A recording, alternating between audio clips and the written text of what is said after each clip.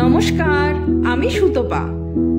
আমাদের half silk route ট্যুরে শুরুটা করেছিলাম কালিম্পং এর একটি সুন্দর গ্রাম বার্মিয়াং তারাগাঁওয়ের ড্রিম ভিউ হোমস্টে থেকে। আজ যাব সিকিমের আরেক গ্রামে। তার আগে সিকিমের সিল্ক রুট যাবার জন্য পারমিটের প্রয়োজনীয় কাগজপত্র জমা দিতে হবে। এক্ষেত্রে ড্রাইভার দাদারাই সাহায্য করছেন, তাই তাদের কাছেই প্রত্যেকের আধার কার্ড আর ভোটার কার্ডের জেরক্স কপি আর 2 কপি পাসপোর্ট সাইজ ছবি দিয়ে দিলাম। এবারে চলুন পথে যেতে যেতে সাইট সিন করতে করতে প্রথমে দাঁড়াবো পশ্চিমবঙ্গ আর সিকিমের সীমান্তে কিছু নিয়ম কানুনের জন্য। ওই পাহাড়টা যাব আমরা এখন,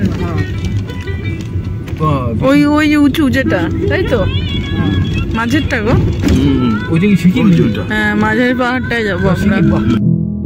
চলুন, চলে এসেছি ঋষি পুলিশ চেকপোস্টে। এখানে 2টো গাড়ির ড্রাইভার সমেত আমাদের 11 জনের সচিত্র পরিচয়পত্র জমা করতে হলো। মোট কথা এইবারটা পশ্চিমবঙ্গ, এই যে পশ্চিমবঙ্গ, ওই যে ব্রিজটা, আমরা সিকিমে ঢুকে যাব। এখানেই শেষ পশ্চিমবঙ্গ। রাস্তার ওপর থেকে নিচে ঋষি নদীর বয়ে চলা দেখতে দেখতে মন চাইলো নদীর খুব কাছে যাওয়ার। ব্রিজ পার হয়ে ওপারে গিয়ে এক পথও খুঁজে পেয়ে গেলাম সিকিমের দিক থেকে। চলুন তাহলে পাহাড়ি নদীর তীরে বসে একটু সময় কাটানো যাক। আজ এপ্রিল মাসের 28 তারিখ, তবে চারিদিকে বর্ষাকালেরই পরিবেশ, তাই নদীও বেশ স্রোতেই বয়ে চলেছে তার বেগে। ঋষির নামেই না নদী, জানিস তো এটা?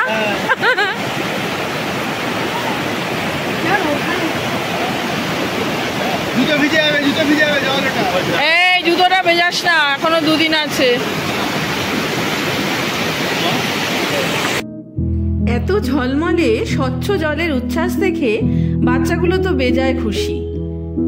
এই ঋষি নদী বা রেশি নদী এমন ভাবে বয়ে চলেছে যে সিকিম আর পশ্চিমবঙ্গের মধ্যে এক ন্যাচারাল বর্ডার তৈরি করেছে সে নিজেই। তার সীমান্তবর্তী যে গ্রামের মধ্যে দিয়ে বয়ে এসেছে তার নাম ঋষিখোলা, যা কালিম্পং ডিস্ট্রিক্টে অবস্থিত। নদীর তীরে রয়েছে সেখানে অনেক ট্যুরিস্ট হোমস্টে। চলুন এবার ফেরা যাক ব্রিজের ওপারে। বাকি সবাই সেদিকেই অপেক্ষা করছে। ব্রিজ থেকে নিচে তাকালে নদীর জলের 2 রকম রং চোখে পড়বে।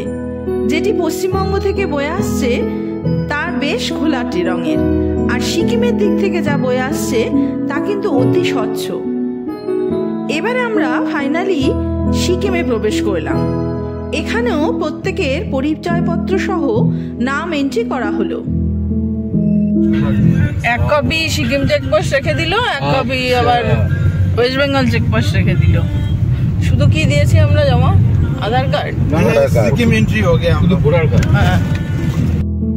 আপাতত আমরা এসে দাঁড়ালাম শ্রী বিশ্ববিনায়ক মন্দিরের সামনে, যাকে গণেশ মন্দিরও বলা হয়। এটি একটি হিন্দু গণেশ মন্দির।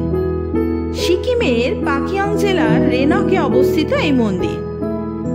2016 সালের 3 অক্টোবর রেনকের রুন্ডুং গ্রামের একটি সুন্দর প্রাকৃতিক দৃশ্যে হিন্দু পরিষদের সাধারণ সম্পাদক শ্রী দীনেশ চন্দ্র আর প্রাক্তন মুখ্যমন্ত্রী শ্রী পবন চামলিং এর সাথে শ্রী বিশ্ববিনায়ক মন্দিরটি উদ্বোধন করেছিলেন। মন্দিরে প্রবেশের আগেই সমুদ্র মন্থনের কাহিনী অনুসারে এক বিশাল মূর্তি রয়েছে। সমুদ্র মন্থন বলতে বোঝায় হিন্দু পুরাণ অনুসারে দেব ও অসুরদের সম্মিলিতভাবে সমুদ্র মন্থন করে যে অমৃত লাভ করেছিল সেই ঘটনা, যেখানে মন্থন করার জন্য মন্দর পর্বত এবং বাসুকী নাগ ব্যবহার করা হয়েছিল। দেবতা আর অসুরদের মধ্যে চলেছিল এই লড়াই। মূল মন্দিরটি যা 108 ফুট উঁচু, তার বাঁদিকে আবার রয়েছে একটি হনুমান মন্দিরও। ভীষণই সুন্দর এবং বেশ অন্য ধরনের নির্মাণ কাজে মন্দিরের গঠনশৈলী। শোনা যায় মন্দির নির্মাণের জন্য প্রচুর পরিমাণে উপকরণ থাইল্যান্ড থেকে আমদানি করা হয়েছিল। তবে তবে নির্মাণের জন্য নেপাল এবং পশ্চিমবঙ্গ থেকে বিশেষজ্ঞ কারিগর আনা হয়েছিল। চারিদিকে পাহাড়ে ঘেরা নিস্তব্ধ এক পরিবেশ এমন সুন্দর মন্দির প্রাঙ্গণে এসে সত্যি মন প্রাণ জুড়িয়ে গেল। এবারে চলুন মন্দিরের ভিতরে যাওয়া যাক। ভিতরে সুবিশাল চত্বর, দেওয়ালের চারিদিকে গণেশের 51টি রূপের মূর্তি রয়েছে। এমন মন্দির উত্তর পূর্ব অঞ্চলের মধ্যে প্রথম। ঐতিহ্যগতভাবে শিল্পীরা 4 জোড়া হাত বিশিষ্ট গণেশকে চিত্রিত করেছেন দেয়ালে।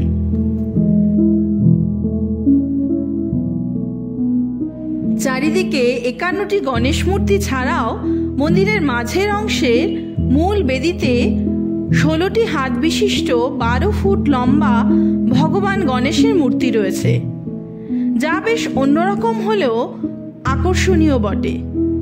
মন চাইছে আরো অনেক সময় কাটিয়ে যাই এখানেই, কিন্তু হাতে বিশেষ সময় নেই। তাই চলুন যাওয়া যাক পাশের হনুমান মন্দিরে। এই মন্দিরের দেয়ালে রয়েছে হনুমানজির নানা কাহিনী চিত্রিত রূপ, আর মাঝের মূল বেদিতে এক ভিন্ন রূপের হনুমানজি বা বজরংবলী। হিন্দু ইতিহাসে রামায়ণের অন্যতম রাম ভক্ত হলেন হনুমান, যিনি বায়ু দেবতার আধ্যাত্মিক পুত্র। হনুমানকে পৃথিবীতে ভগবান শিবের আংশিক অবতার বলে মনে করা হয়।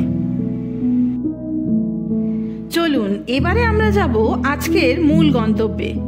তবে রাস্তার অবস্থা দেখছি বিশেষ ভালো নয়। দাঁড়াও দাঁড়াও, হবে না, অন্য লোক ডাকছে ওরা।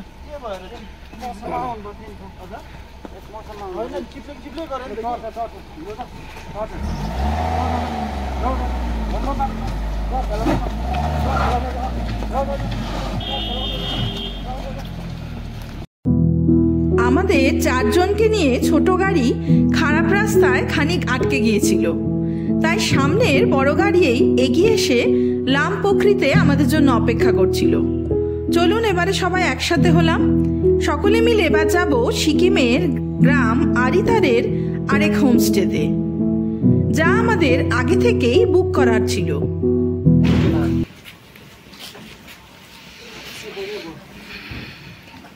চলে এসেছি, ভিডিও করে রেখেছি, দেখাবো দেখাবো।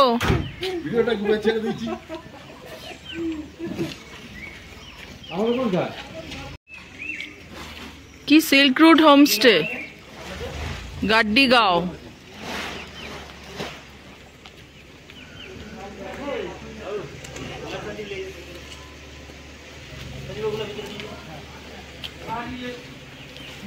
এখানে বাঙালি আছে, তোমাদের কোনো অসুবিধা নেই, সবাই বাঙালি, বাংলায় কথা বলতে পারবে তুমি, কোনো অসুবিধা হবে না।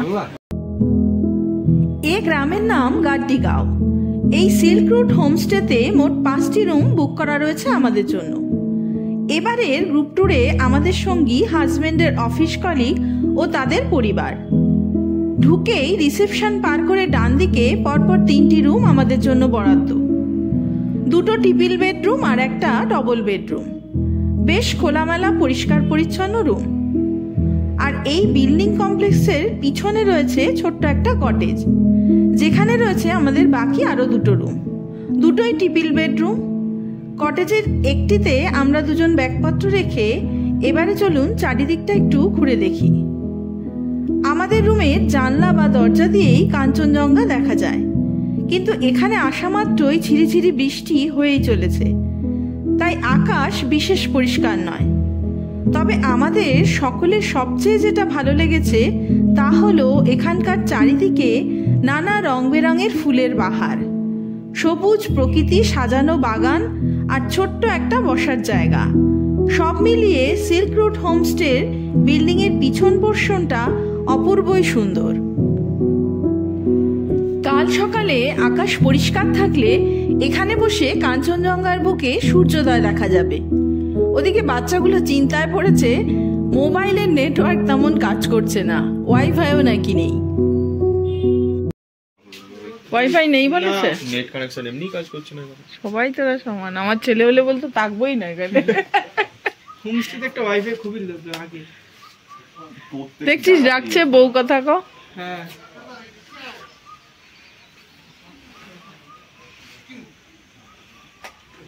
কোথা থেকে কোথায় চলে এলাম রে। ইমা সত্যিকারের গাছ রে সব। বারবিকিউ চল, সবার খিদে পেয়েছে।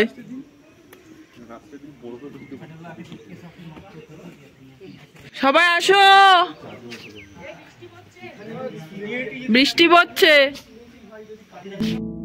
ওদিকে গ্রুপের বয়োজ্যেষ্ঠ রিটায়ার্ড পার্সন সুব্রততা গাড়ির গানের সাথে খানিক নেচে নিল। ঘড়িতে এখন দুপুর 2টো। ওনাদের ডাইনিং কাম কিচেন একদম শেষের দিকে। এবারে সবাই মিলে আমরা একসাথে বসবো লাঞ্চ করতে। এখানে এত বাঙালি লোক আসলেন কি করে আপনারা? অনেক বাঙালি স্টাফ এখানে। আমরা তিনজনই বাঙালি। তিনজনই বাঙালি? মালিকও কি বাঙালি? ওই জন্য এত বাঙালি। অনেক বাঙালি আছে।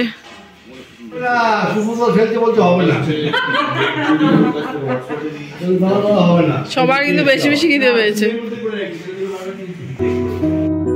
দুপুরে ভাত, ডাল, আলু ভাজা, বাঁধাকপি, ডিম কষা দিয়ে খাওয়া দাওয়া করে এবারে যাব আমরা আরিতার লেক। আমাদের এই বয়সে কোথাও ঘুরতে এসে মোবাইলের নেটওয়ার্ক, খাওয়া দাওয়া কোনো কিছুই তেমন প্রাধান্য পায় না। শুধুমাত্র প্রকৃতির মুগ্ধতায় দুচোখ ভরে দেখতে পারলেই শান্তি। সবাই মিলে বৃষ্টিতে ভিজেই পাহাড়ি গোলাপের সৌন্দর্য দেখে চলেছি। বৃষ্টি হয়েই চলেছে, তাই 2টো গাড়ি ড্রাইভার দাদারা বাড়ি ফেরার পথে আমাদেরকে নামিয়ে দিয়ে যাবেন বললেন লেকের সামনে। ফেরার পথে হেঁটেই ফিরব। হোমস্টে থেকে বেশি দূরত্ব নয়, ওই 600 মিটার মতো। এখানে এন্ট্রি ফিস 20 টাকা পার হেড, আবার গাড়ির পার্কিং ফিসও আলাদা। 2 হুইলার 20 টাকা আর 4 হুইলারের ক্ষেত্রে 30 টাকা করে। তবে আমাদের একটু ভুলই হয়েছে, গাড়ি করে গেটের বাইরে নামলেই ঠিক ছিল। গাড়ি তো আমাদের নামিয়ে দিয়েই চলে গেল, অথচ পার্কিং চার্জও দিতে হলো 2টো গাড়ির। যাই হোক, কি আর করা, চলুন ভেতরে যাই। আরিতার হ্রদ বা লেক লামপোখরি নামেও পরিচিত। পূর্ব সিকিমের আরিতার অঞ্চলের এটি একটি প্রাকৃতিক হ্রদ, যা প্রায় 4600 ফুট উচ্চতায় অবস্থিত। এটি সিকিমের প্রাচীনতম প্রাকৃতিক হ্রদগুলির মধ্যে একটি হিসাবে বিবেচিত। লেকটি সবুজ ঘন জঙ্গলে ঘেরা হওয়ায় জলের রঙও সবুজ মনে হয়। লেকের জলে বোটে করে ঘোরারও ব্যবস্থা আছে, কিন্তু এই মুহূর্তে বৃষ্টি হওয়ায় বোটে চড়া আর আমাদের কারোরই হলো না। তবে এটি হলো সিকিমের একমাত্র নৌকা প্রস্তুত হ্রদ, মানে যেই হ্রদে বোট চলাচল করতে পারে। নাড়িয়েই দিয়েছে, চল ওটা নিয়েই চল, তাহলে আর এতগুলো ছাতা লাগবে না।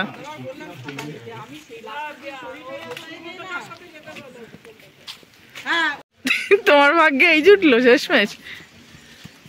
আর তো সবারই ছাতা আছে। আমি এনে দিচ্ছি।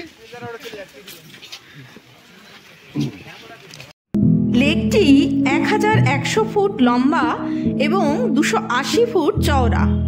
লেকের আকৃতিকে মনে করা হয় বুট আকৃতির। হ্রদের চারপাশে একটি পথ রয়েছে, যে পথে হেঁটে আসলে মোটামুটি সম্পূর্ণ হ্রদটি একবার প্রদক্ষিণ করা হয়ে যায়। লেপচা সম্প্রদায়ের কাছে এটি হলো পবিত্র বলে মনে করা হয় এবং এখানে গুরু পদ্মসম্ভবের উদ্দেশ্যে নিবেদিত একটি ছোট মন্দিরও রয়েছে। চারিদিকে ঘন পাইন বন, আর ওই সরু পথে জঙ্গলের মধ্যে দিয়ে হেঁটে চলে যাওয়া যায় মানখিমের দিকে। বলা যায় অ্যাডভেঞ্চার প্রিয় মানুষজন এই পথটি বেছে নেন হাইকিংয়ের জন্য। মানখিমে যাওয়ার জন্য জঙ্গলের পথটি পাখি দেখার জন্য বেশ জনপ্রিয় পথ।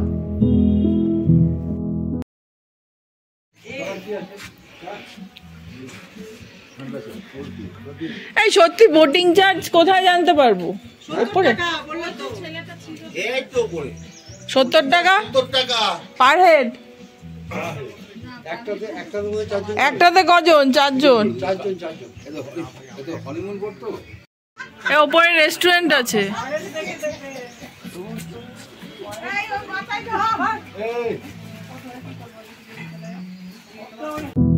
হ্রদে অনেক মাছ রয়েছে, চাইলে এখানের দোকান থেকে খাবার কিনে মাছেদেরও খাওয়াতে পারেন।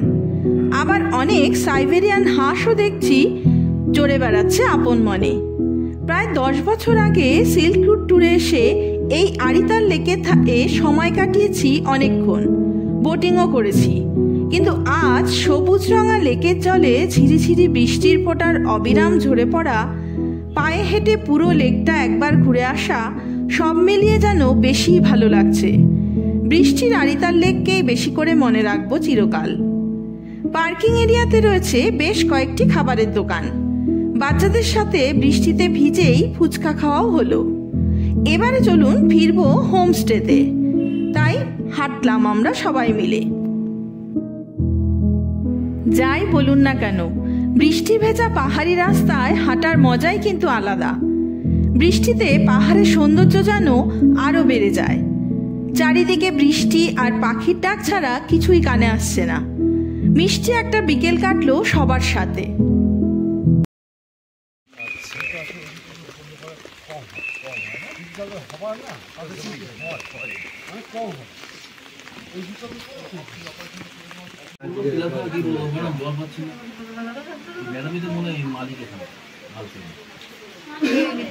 বৃষ্টি কমছেই না। কালকে সকালে বলে কমে যাবে। না না, এই কথা বললে পেটাবো ধরে। বলো পুরো কমে যাবে। না কি তুমি যারা কি বলছো? টপ কানে লাভদান। আস্তে আস্তে 1 2 3 4 5 5টা 11 জন। 5টা হচ্ছে 5টা ঘর আমাদের, ওই জন্য 5টা। পাহাড়ে কোনো অফবিট হোমস্টেতে থাকা মানেই সন্ধ্যে থেকে আড্ডা, মজা, হই হুল্লোড় আর খাওয়া দাওয়া। তবে এই প্রথম কোনো হোমস্টে ডিনারের মেনু দেখলাম পরিবর্তন হয়েছে। এখানে আজ ফ্রাইড রাইস আর চিলি চিকেন। যে কোনো অফবিট জায়গাতেই ফুডিং লজিং সহ চার্জ হয় পার ডে পার হেড ওই 1000 থেকে 1500-এর মধ্যে। তাতে ব্রেকফাস্ট, লাঞ্চ, সন্ধ্যের চা, স্ন্যাক্স আর ডিনার যোগ করাই থাকে। ডিনারে সাধারণত ভাত বা রুটির সাথে সবজি আর চিকেনই থাকে। এখানেই দেখলাম তার ব্যতিক্রম। চলুন খাওয়া দাওয়া করে যে যার রুমে যাওয়া যাক, কারণ বৃষ্টিতে বাইরে হাঁটতে গেলেই সকলের পায়েই জোকে কামড়ে ধরছে। তাই আর বেশি ঘোরাঘুরি করে লাভ নেই।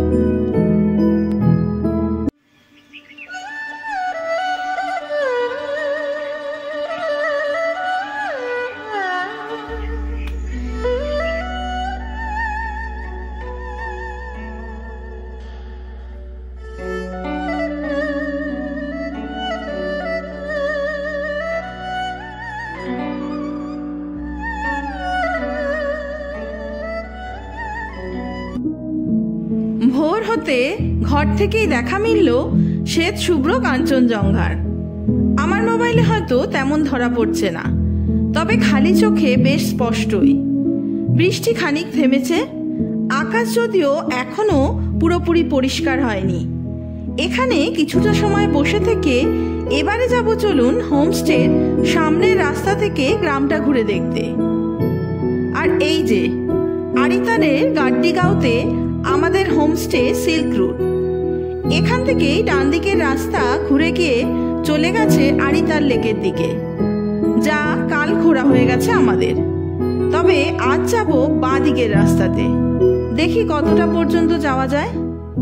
এখানে রাস্তার দুধারে যে সমস্ত বিল্ডিং দেখতে পাচ্ছেন মোটামুটি সবকটি হোমস্টে। আবার লেকের ধারেও রয়েছে অনেক হোমস্টে। সেক্ষেত্রে বুকিং না করে আসলেও কোনো অসুবিধা হবে না এখানে থাকার। পাহাড়ের কোলে সিকিমের পূর্ব সীমান্তে অবস্থিত আরিতার গ্রামটি সত্যি সুন্দর, তবে এটি রাজ্যের অন্যান্য অংশ থেকে বিচ্ছিন্ন।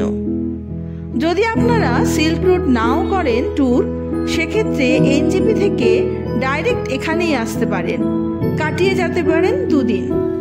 গ্যাংটক থেকে আরিতারের দূরত্ব 67 কিলোমিটার, কালিম্পং থেকে 52 কিলোমিটার আর এনজিপি থেকে 111 কিলোমিটার। অতি নির্জন, শান্ত, সুন্দর গ্রাম্য আরিতার। প্রাকৃতিক সৌন্দর্য সত্যি অপূর্ব। যদিও বৃষ্টির কারণে আমরা জায়গাটি বেশি এক্সপ্লোর করতে পারলাম না, তবুও কাল থেকে আজ পর্যন্ত যতটা যা ঘুরেছি ভীষণই ভালো লাগলো এই আরিতারের গাড্ডিগাঁও। চলুন চারিদিকে মোটামুটি ঘোরাঘুরি করে আবারও ফিরে আসলাম হোমস্টেতেই। এই সিল্ক রুট হোমস্টের সবচেয়ে যা ভালো লেগেছে তা হলো এখানকার এত ধরনের গাছের সম্ভার। অর্কিড, সাকুলেন্ট প্ল্যান্ট, ক্যাকটাস, ফুল, পাতাবাহার কি নেই এখানে। যেদিকে চোখ যায় শুধু নানা রঙেরই খেলা। আমাদের চা পর্ব সেরে নিতে নিতেই ব্রেকফাস্টও ওদিকে রেডি হয়ে গেছে। আমরা ওইদিকে সবাই রেডি হয়ে একদিনের গাড্ডিগাঁও ভ্রমণ শেষ হতে চলেছে আজকে আমাদের। ব্রেকফাস্টে লুচি ঘুগনি খেয়ে এবারে যাব আমরা মানকিম। আপনাদের চেক ইন আর চেক আউট টাইম কটায়? 9:30 চেক আউট, 10টা থেকে সময় দেওয়া থাকে, এখন 10টা বাজেনি। 9:30 চেক আউট আর চেক ইন চেক ইন এখন মানে আমরা যখন ঢুকবো সেটার টাইম কটায়? ওহো, কি দিয়ে যখন পারে ঢুকে, কেউ 12টায় ঢুকে যায়, কেউ 3টায় ঢোকে, কেউ সন্ধ্যে ঢোকে। ও, টাইম নেই তাই তো? ঢোকার টাইম নেই, বেরোনোর টাইম হচ্ছে 9:30, তাই তো? বন্দে ভারতে এসে ডাইরেক্ট এখানে আসে? হ্যাঁ, আস্তে আস্তে 8টা, 8:30। 8:30 বেজে যায়। স্ন্যাক্স নেই আর চা, তারপরে আপনার হ্যাঁ তাই তো। এনজিপি থেকে ডাইরেক্ট আসতে তো সময়ই লাগবে। এবার জ্যামে পড়ে গেলে তো গেল, সে রাত 10টা জ্যামে। ঠিক আছে, সাইট সিন যদি করে আসেন তাহলে 6-7 ঘন্টা যায়। এনজিপি থেকে ডাইরেক্ট আসতে 5 ঘন্টা। আর গাড়ি ভাড়া কেমন নেয়? গাড়ি ভাড়া যদি আপনি এ থেকে আসেন ওই 3.5-4 এরকম নেবে। ছোট গাড়ি। আরে বেশ কিন্তু কাটলো আরিদারের গাড্ডিগাঁওয়ে একটা দিন আমাদের। এখান থেকে এবার বিদায় নেব।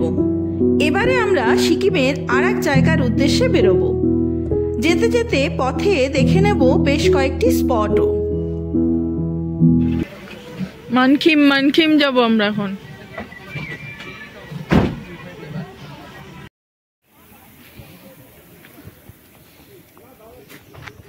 চল, কি যাবি না? রাস্তা থেকে বেশ খাড়াই সিঁড়ি ওপরে উঠে গেছে। বহু সিঁড়ি একবারে উঠে গেছে পাহাড়ের একদম ওপরের অংশে। তাই সবাই মিলে গল্প করতে করতে ওপরে উঠে প্রায় হাঁপিয়েই পড়েছি।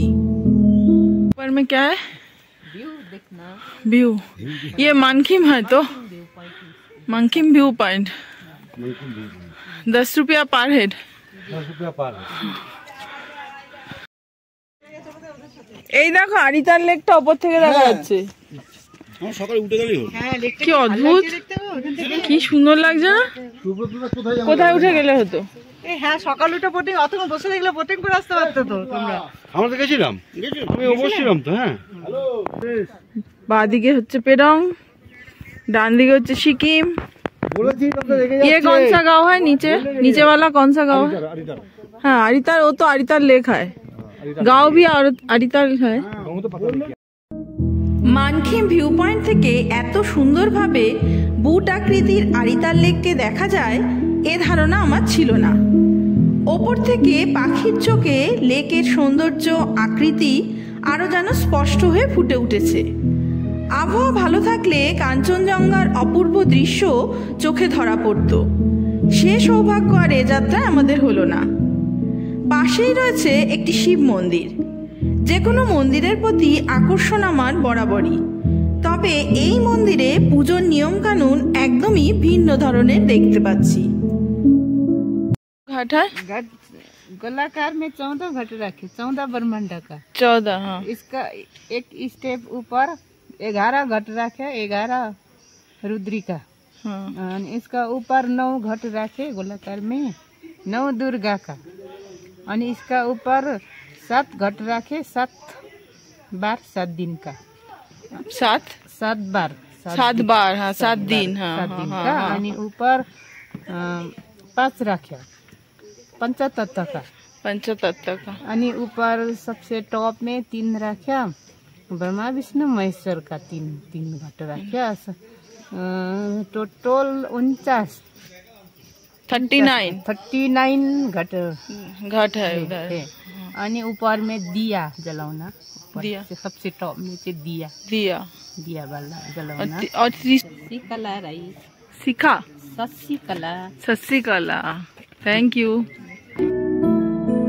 মন্দিরে 39টি ঘট পুজো করা হয় বিভিন্ন নিয়ম কানুন আর রীতি মেনে। দেবতাদের পুজো, চারিদিকে ঢেউ কালানো পাহাড় আর নিচে আরিতার লেক। সব মিলিয়ে মন চাইছে না আর এখান থেকে যেতে, কিন্তু যেতে তো হবেই। আরও যে অনেক জায়গায় আমাদের যাওয়ার আছে। ঘড়িতে এখন সকাল 10:30। ফেরার পথে মন্দিরের প্রসাদ খেয়ে চলুন আস্তে আস্তে নিচে নামতে থাকি। আজ তবে এই পর্যন্তই থাক। আপনাদের সাথে দেখা হবে নতুন আর একটা ব্লগ নিয়ে, নতুন আর এক জায়গায়। ততদিন সবাই সুস্থ থাকবেন, ভালো থাকবেন। নমস্কার।